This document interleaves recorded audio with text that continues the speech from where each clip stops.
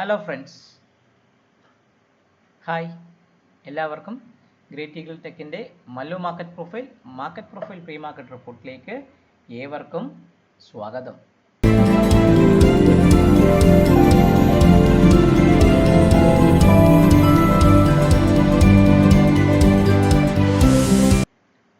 Blood Baat മാർക്കറ്റിൽ എയറിലായ കാളകൾ. സത്യം പറഞ്ഞാൽ ആ കാളകൾ എന്ന് പറഞ്ഞാൽ ബുൾ ഇങ്ങനെ നമ്മൾ നിങ്ങൾ നോക്കുമ്പോൾ അറിയാൻ പറ്റും. നമ്മളെ ബെയറിഷ് കരടികൾ ഇങ്ങനെ നമ്മളെ സിങ്ങിൽ താഴെ നിൽക്കുകയാണ്. ബുൾസൊക്കെ എയറിൽ നിൽക്കുന്ന അവസ്ഥയാണ് നിൽക്കുന്നത്. ഏത് ഷെയർ വാങ്ങിച്ചാലും ലാഭത്തിൽ പോകുന്നില്ല. വളരെയധികം ഹെവി ആയിട്ടുള്ള സെല്ലിംഗ് ആണ് FIs നടത്തിക്കൊണ്ടിരിക്കുന്നത്. അതിന് തക്കതായ ബൈയിങ് DISൻ്റെ ഭാഗത്ത് മാർക്കറ്റിൽ വരുന്നുണ്ടെങ്കിൽ കൂടി അത് മാർക്കറ്റിനെ പിടിച്ച് നിൽക്കാൻ പറ്റാത്ത അവസ്ഥയിൽ നിൽക്കുകയായിരുന്നു. കഴിഞ്ഞ കുറേ ദിവസത്തിന് ശേഷം കഴിഞ്ഞ വെള്ളിയാഴ്ച കിഡിലൻ ട്രേഡ് കിട്ടിയ ദിവസമായിരുന്നു. സൂപ്പർ ബായിട്ടുള്ള ട്രേഡിങ് കിട്ടിയ ദിവസമായിരുന്നു. നമ്മളെ ബെയറിഷ് റെഫറൻസ് പൊട്ടി താഴേക്ക് ഓപ്പൺ ചെയ്ത് കൂടെ S1 നിന്ന് തുടങ്ങിയ ഡിപ്പ് അടിച്ച് പണ്ടാളടങ്ങി 22,450 നിന്നും 22,107 അടുപ്പിച്ചു വരെ ഏകദേശം പറഞ്ഞാൽ 350 പോയിന്റുള്ള നിഫ്റ്റി അടിച്ച ദിവസമായിരുന്നു. ബാങ്ക് നിഫ്റ്റി നിങ്ങൾ നോക്കുമ്പോൾ ബാങ്ക് നിഫ്റ്റി നമ്മുടെ കൃത്യമായി നിങ്ങൾ നോക്കിക്കഴിഞ്ഞാൽ ബെയറിഷ് റെഫറൻസ് പൊട്ടി S1 വന്നു, S2 വന്നു, തിരിച്ച് വീണ്ടും ബെയറിഷ് റെഫറൻസിൻ്റെ ഭാഗത്തേക്ക് തട്ടി താഴേക്ക് ഇറങ്ങി. ഞാൻ ചുരുക്കി പറഞ്ഞാൽ ബാങ്ക് നിഫ്റ്റിയിൽ ഒരു സ്മൂത്ത് ട്രേഡിംഗ് ഒന്നും ഇല്ലായിരുന്നു നോക്കുകയാണെങ്കിൽ. ഏതാണ് ബാങ്ക് നിഫ്റ്റിയിൽ സ്പോട്ടിൽ.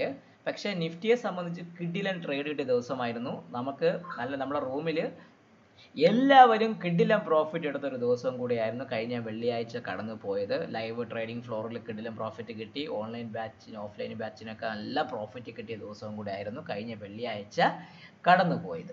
സോ നമുക്ക് നോക്കേണ്ടത് കഴിഞ്ഞ വെള്ളിയാഴ്ച നമ്മുടെ മാർക്കറ്റിൽ നമ്മുടെ ഈ വീക്കിൽ നമ്മുടെ ഇന്ത്യയുടെ GDP ഡേറ്റ വന്നു. ഇന്ത്യയുടെ GDP ഡേറ്റ വന്നത് നമുക്ക് എന്താണ് ഇന്ന് നിങ്ങൾക്ക് നോക്കി അറിയാൻ പറ്റും. 6.3 ആയിരുന്നു പഴയ നമ്മളെ GDPയുടെ ഡേറ്റ.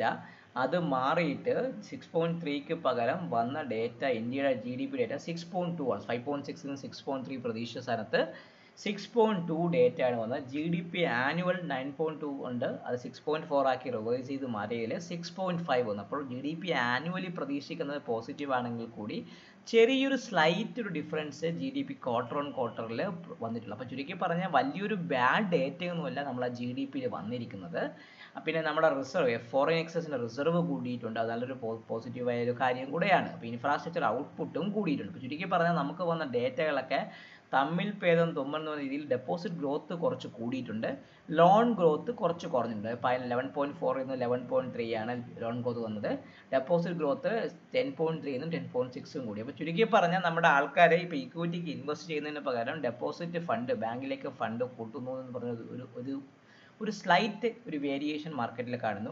ഇപ്പോഴത്തെ കൺസ്യൂമർ കോൺഫിഡൻസ്, കസ്റ്റമർക്കിടയിലുള്ള കൺസ്യൂമർ കോൺഫിഡൻസ് വളരെയധികം വീക്കാണ്.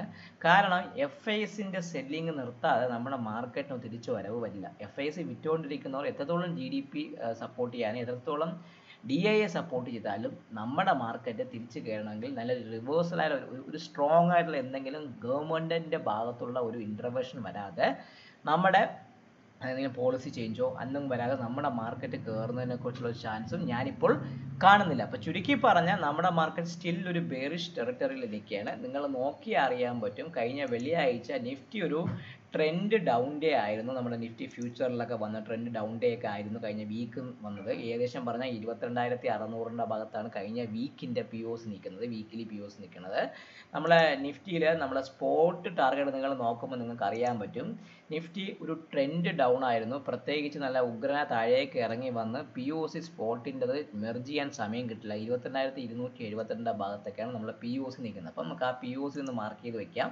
ആ മാർക്ക് ചെയ്ത് വയ്ക്കുമ്പോൾ നമുക്ക് ബാക്കിയുള്ള കാര്യങ്ങളൊക്കെ നമുക്ക് ട്രേഡിങ്ങിന് വേണ്ടി എടുക്കാൻ പറ്റും. അപ്പം ഞാൻ ഇതെല്ലാം ഡിലീറ്റ് ചെയ്ത് കളഞ്ഞിട്ട് നമ്മളെ POs ഒന്ന് മാർക്ക് ചെയ്യാം. അപ്പോൾ നിങ്ങൾ നോക്കിയാണെങ്കിൽ 22,278 നമ്മുടെ കഴിഞ്ഞ ഇന്നലെ അവസാനിച്ചത്തെ വെള്ളിയാഴ്ചത്തെ POs. 22,278 ആണ് നമ്മളെ POs വന്നിരിക്കുന്നത്. ട്രെൻഡ് ഡൗൺ ആയിരുന്നു നമ്മുടെ മാർക്കറ്റിൽ ഉണ്ടായത്. ഫ്യൂച്ചറിൽ ട്രെൻഡ് ഡൗൺ ആയിരുന്നു. സ്പോട്ട് ഏകദേശം ട്രെൻഡ് ഡൗൺ തന്നെയാണ്. അപ്പോൾ 22,278 ആണ് നമ്മളെ POs വന്നിരിക്കുന്നത്. മാർക്കറ്റ് ക്ലോസ് ചെയ്തിരിക്കുന്നത് 22,127 ഭാഗത്താണ് മാർക്കറ്റ് ക്ലോസ് ചെയ്തിരിക്കുന്നത്. അപ്പോൾ ഇന്നലെ രാത്രി അമേരിക്കൻ മാർക്കറ്റൊക്കെ നല്ല രീതിയിൽ 1.5% തിരിച്ച് റിവേഴ്സ് ചെയ്തിരുന്നു. അടിച്ചിറങ്ങിയ മാർക്കറ്റൊക്കെ തിരിച്ച് റിവേഴ്സ് ചെയ്തായിരുന്നു.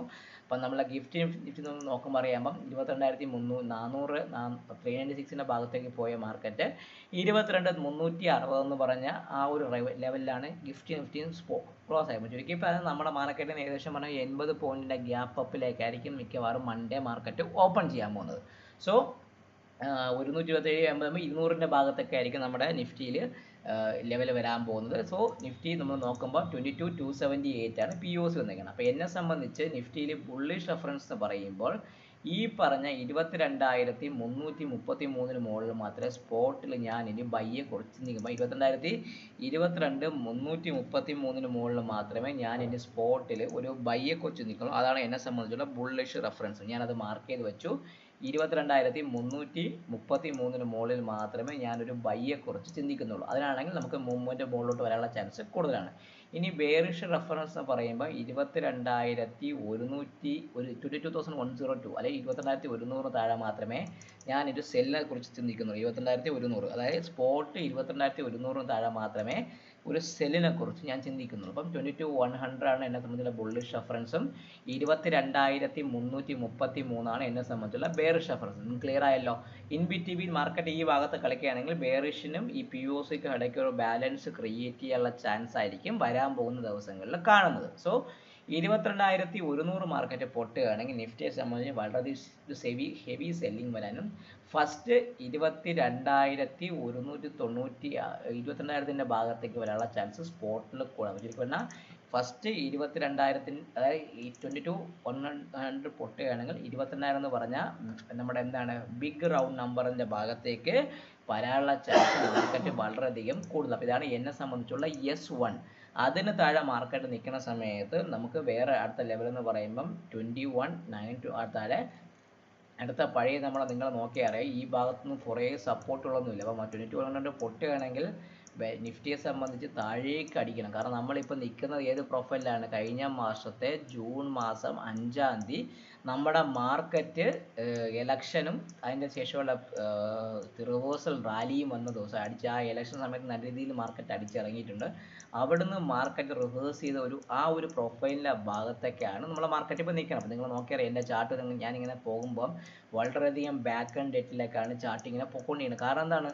അത്രയ്ക്ക് വലിയ പഴക്കം വന്ന വലിയ രീതിയിൽ മാർക്കറ്റ് കയറിപ്പോയ ഭാഗത്തിൻ്റെ ആ ഒരു POC ആണ് ഇന്നലെ മാർക്കറ്റ് ടച്ച് ചെയ്ത് താഴേക്ക് ഇറങ്ങി വന്നത്. അപ്പോൾ നിങ്ങൾ നോക്കിയാൽ ഈ പ്രൊഫൈലിൻ്റെ ഭാഗത്താണ് നമ്മളെ മാർക്കറ്റ് നിൽക്കുന്നത്. സോ 22,133 ഭാഗത്തേക്കാണ് മാർക്കറ്റ് ക്ലോസ് ചെയ്തത്. അന്നത് സിംഗിൾ പറയാൻ അത് ടെസ്റ്റ് ചെയ്തിട്ടുണ്ട്. സോ ഈവൻച്വലി 22,000 മാർക്കറ്റ് പൊട്ടുമ്പോൾ 22,053 ഭാഗത്തേക്ക് വരാനും ഇല്ല. അതിന് താഴെ 21,975 ഒരു സപ്പോർട്ട് എടുക്കാനുള്ള ചാൻസ് ഉണ്ട്. ചുരുക്കി പറഞ്ഞാൽ 21,975 ഒരു സപ്പോർട്ട് എടുക്കാം.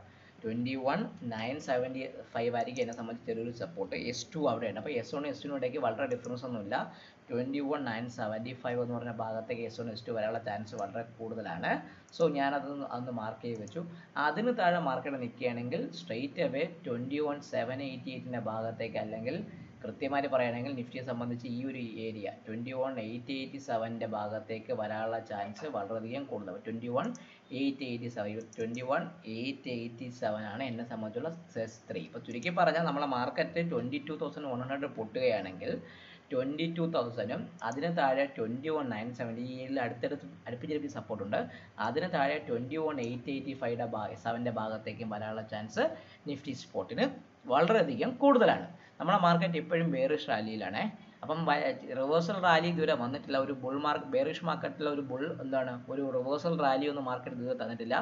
എപ്പോൾ വേണോ നമ്മളെ മാർക്കറ്റിൽ ഷോർട്ട് കവറിങ് വരാം. അത് ഫസ്റ്റ് ട്രിഗർ എന്ന് പറഞ്ഞാൽ 22,333 എന്ന് പറഞ്ഞാൽ ഈ ഒരു ലെവലിന് മുകളിൽ നിൽക്കുകയാണെങ്കിൽ ആ ഒരു ബെയറിഷ് റാലി വരാനുള്ള ചാൻസ് കൂടുതലാണ്. ഇനി നമുക്ക് മുകളിൽ നോക്കാം. 22,230 നിൽക്കുകയാണെങ്കിൽ കൃത്യമായിട്ട് മാർക്കറ്റ് എവിടം വരെ പോവാം? ഇന്ന് നമ്മുടെ 22,403 ഭാഗത്തേക്കും 22,403 22R1 എന്ന് പറയുമ്പം 22,403 ഭാഗത്തേക്ക് പോവാനും അതിന് മുകളിൽ R2 എന്ന് പറയണത് വ്യക്തമായി നിങ്ങൾ ഓർത്തോളൂ. R2 എന്ന് പറയണത് നമ്മളെ ഈ ഗ്യാപ്പ് 22,505 ഭാഗത്തേക്കും ഈ ഗ്യാപ്പ് ഫില്ല് ചെയ്യാൻ വേണ്ടി 22,000 22,505 ഭാഗത്തേക്കും പോകാനുള്ള ചാൻസ് ഇപ്പോൾ കാണുന്നുണ്ട്. പക്ഷേ അതിന് ഏറ്റവും വേണ്ട കാര്യമെന്ന് പറഞ്ഞാൽ എന്നെ സംബന്ധിച്ച് കൃത്യമായി ഞാൻ പറയുകയാണെങ്കിൽ മാർക്കറ്റ് 22,333 മുകളിൽ പോയാൽ മാത്രമേ ഈ ഒരു മൊമെൻറ്റം ഒക്കെ മാർക്കറ്റിൽ വരാനുള്ള ചാൻസ് ഉള്ളൂ. ഇല്ല എങ്കിൽ ഈ ഒരു റേഞ്ചിനകത്ത് വേണമെങ്കിൽ മാർക്കറ്റ് ഒരു ബാലൻസ് തരാനുള്ള ചാൻസും വളരെയധികം കൂടുതലാണ്. കാരണം മാർക്കറ്റ് ഒരു കുറേ നാളുടെ ബാലൻസിന് ശേഷം ഇംബാലൻസ് മൂവ് സ്റ്റാർട്ട് ചെയ്തിട്ടുണ്ട്. സോ അത് ഇനിയും കണ്ടിന്യൂഷൻ വരുന്നുണ്ടെങ്കിൽ നാളെ നമ്മൾ നമ്മുടെ തിങ്കളാഴ്ച 22,100 പൊട്ടി താഴേക്ക് ഇറങ്ങണം. 21,887 വരെയുള്ള ചാൻസും വളരെയധികം കൂടുതലാണ്. ഇല്ല എങ്കിൽ ഈ ഒരു ഏരിയ 22,278നും 22,100നും ഇടയ്ക്കുള്ള 178 പോയിന്റിനകത്ത് 180 പോയിന്റിനകത്ത് ഒരു ബാലൻസ് ബുള്ളിഷ് ടു ബെയറിഷിനകത്ത് ഒരു ബാലൻസ് ക്രിയേറ്റ് ചെയ്യാനുള്ള ചാൻസ് വളരെയധികം കൂടുതലാണ് കാണുന്നത്. അപ്പം ബാങ്ക് നിഫ്റ്റി വലിയ ഡൗൺവേർഡ് മൂവ് ഒന്നും തന്നിട്ടില്ല. നിങ്ങൾ നോക്കിയാൽ തന്നെ അറിയാം ബാങ്ക് നിഫ്റ്റി വലിയ ഡൗൺവേർഡ് മൂവ് തന്നിട്ടില്ല. കാരണം എന്ന് പറയുമ്പോൾ ബാങ്ക് നിഫ്റ്റിക്ക് വരുന്ന ആർ ബി ഐയുടെ ഭാഗത്തു നിന്ന് ക്രെഡിറ്റ് കാർഡിൻ്റെ ബാക്കിയുള്ള കാര്യങ്ങളൊക്കെ ബാങ്ക്സിന് പോസിറ്റീവായി വന്നതുകൊണ്ട് അവരുടെ നെറ്റ് ഇൻട്രസ്റ്റ് മാർജിനിൽ ഏകദേശം പറഞ്ഞ ഒരു 0.5% ഇൻക്രീസ് വരുമെന്നാണ് അനലിസ്റ്റുകളൊക്കെ പറയുന്നത്. അപ്പോൾ ചുരുക്കി പറഞ്ഞാൽ ബാങ്ക്സിന് എന്താണ് ഇപ്പോഴും ഒരു ഡൗൺവേർഡ് റാലി സ്റ്റാർട്ട് ചെയ്യാനുള്ള ഒരു വന്നിട്ടില്ല. ബാങ്ക് നിഫ്റ്റി ഇപ്പോഴും ആ ഭാഗത്ത് തന്നെ കിടന്ന് കളിക്കുന്നുണ്ട്. ഇപ്പോഴും ബാങ്ക് നിഫ്റ്റിക്ക് ആ ഒരു ഡൗൺവേർഡ് റാലി സ്റ്റാർട്ട് ചെയ്യാന്നുള്ള ഒരു മൂവ്മെൻറ്റോ ഒന്നും ബാങ്ക് നിഫ്റ്റിക്ക് വന്നിട്ടില്ല. അപ്പോൾ നിങ്ങൾ നോക്കുമ്പോൾ അറിയാം ബാങ്ക് നിഫ്റ്റി ന്യൂട്രൽ ഡേ ആയിരുന്നു with a POC close at 48,325 ഭാഗത്താണ് POC നിൽക്കുന്നത്. അപ്പം ബാങ്ക് നിഫ്റ്റിയുടെ POC വരെയാണ് 48,325 POC നടുക്ക് തന്നെ വന്നു. അപ്പം ന്യൂട്രൽ ഡേ ആണ്. രണ്ട് സൈഡിലും ട്രിഗർ സെറ്റ് ചെയ്തിട്ട് നേരെ വന്ന് മധ്യത്തിൽ POCയുടെ ഭാഗത്തിന് അടുപ്പിച്ചാണ് ബാങ്ക് നിഫ്റ്റി ക്ലോസ് ചെയ്യുന്നത്. സോ ബാങ്ക് നിഫ്റ്റിയെ സംബന്ധിച്ച് എനിക്ക് ബുള്ളിഷ് റെഫറൻസ് പറയുമ്പോൾ ഇന്നലത്തെ ഹൈ ആയ 48,575 മുകളിൽ മാത്രമേ ഞാനൊരു ബൈയെ കുറിച്ച് നിൽക്കൂ. ഇപ്പോൾ 48,575 മുകളിൽ മാത്രമേ ഞാൻ ബാങ്ക് നിഫ്റ്റിയിൽ ഒരു ബൈയെ കുറിച്ച് ചിന്തിക്കുന്നു. അപ്പോൾ എൻ്റെ ബുള്ളിഷ് റെഫറൻസ് എന്ന് പറഞ്ഞാൽ 48,575 ആണ്. അത് ഞാൻ മാർക്ക് ചെയ്ത് വെച്ചിട്ടുണ്ട്.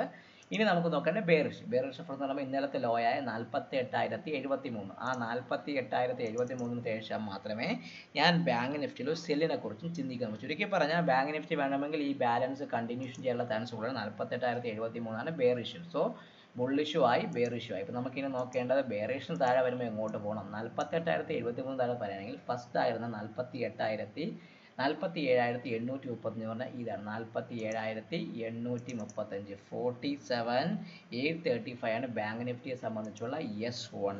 അത് ഞാനൊന്ന് മാർക്ക് ചെയ്ത് വെച്ചു. അതിന് താഴെ മാർക്കറ്റ് അടുത്ത S2 എന്ന് പറയുമ്പോൾ ഏത് ലെവലാണ്? S2 എന്ന് പറയുമ്പം അടുത്ത വരുന്ന ഈ 48,578 ആണ്. 48,578 ആണ് S2.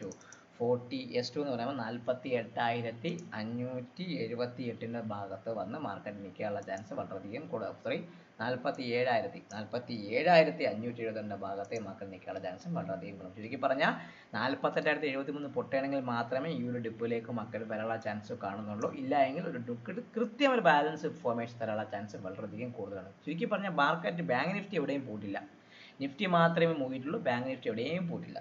ഇനിയും ബുള്ളിഷ് റെഫറൻസ് ആണ് 48,575. അതിന് മുകളിൽ നിൽക്കുകയാണെങ്കിൽ ബാങ്ക് നിഫ്റ്റിക്ക് 48,800 എന്ന് പറഞ്ഞാൽ നമ്മുടെ കഴിഞ്ഞ വ്യാഴാഴ്ചത്തെ POC 48,800 ഭാഗത്തേക്ക് പോകാനുള്ള ചാൻസ് കൂടുതലാണ്. എന്നെ സംബന്ധിച്ചുള്ള R1 അത് ഞാൻ മാർക്ക് ചെയ്ത് വെച്ചു. R1 അതാണ്. അതിന് മുകളിൽ ബാങ്ക് നിഫ്റ്റി നിൽക്കുകയാണെങ്കിൽ എങ്ങോട്ട് പോകാം? നേരെ കൃത്യമായിട്ട് പറയുകയാണെങ്കിൽ ഈ POC 49,034 എന്ന് പറഞ്ഞാൽ ഈ POCയുടെ ഭാഗത്തേക്ക് പോകാനുള്ള ചാൻസ് അതാണ് എന്നെ സംബന്ധിച്ചുള്ള R2. അപ്പം ബാങ്ക് നിഫ്റ്റിക്ക് അവിടേക്ക് പോകാനുള്ള ചാൻസും വളരെയധികം കൂടുതലാണ്. ചുരുക്കി പറഞ്ഞാൽ ബാങ്ക് നിഫ്റ്റി ഒരു റേഞ്ച് വേണമെങ്കിൽ ഇനിയും മെയിൻറ്റെയിൻ ചെയ്യാനുള്ള ചാൻസ് വളരെയധികം കൂടുതലാണ്. കാരണം ബാങ്ക് നിഫ്റ്റിക്ക് വരുന്ന ഡെപ്പോസിറ്റ് ഗ്രോത്ത് കൂടുന്നു. അങ്ങനെയുള്ള കാര്യങ്ങളൊക്കെ ബാങ്ക്സിന് വളരെ പോസിറ്റീവായ കാര്യമാണ്. അപ്പം പിന്നെ അതുകൂടാതെ RBI യുടെ ഭാഗത്ത് നിന്ന് പല ഗുഡ് ഇൻ്റർവെൻഷൻ നടക്കുന്നതുകൊണ്ട് അതെല്ലാം ബാങ്ക് നിഫ്റ്റിക്ക് പോസിറ്റീവായ ഒരു കാര്യമാണ് ഇപ്പം നടന്നു കൊണ്ടിരിക്കുന്നത്. അതാണ് ബാങ്ക് നിഫ്റ്റി അടുത്ത് മൂവ് ചെയ്തത്. നിഫ്റ്റിയിൽ ഫോക്കസ് ചെയ്യുന്നവർ അത് കൃത്യമായ രീതിയിൽ ഫോക്കസ് ചെയ്യുക.